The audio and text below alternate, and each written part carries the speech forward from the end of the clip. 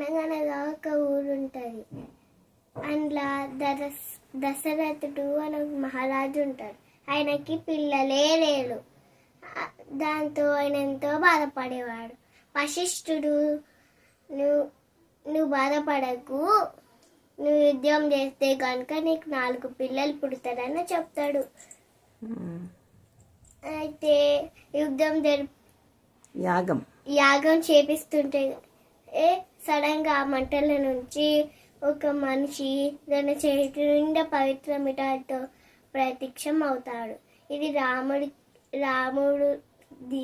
రాముడిది అంటే కౌసల్య రాముడికి జన్మనిస్తుంది. ఆయన పేరు రాముడు అలా అన్న తమ్ముళ్ళతో కలిసి పెద్దగా పెరిగాడు.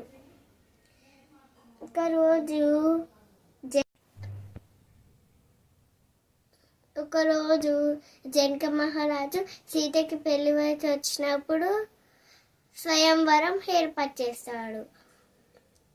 ఎవరైతే శివధనస్సుని విరిచారో వాళ్ళకి సీతనిచ్చి పెళ్లి చేస్తానని చెప్తారు. అప్పుడు రాముడు అలా అన్న తమ్ముళ్ళ వశిష్ఠుడు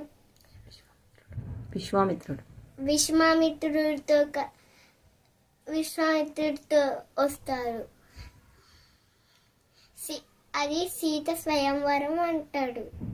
ఎవరైతే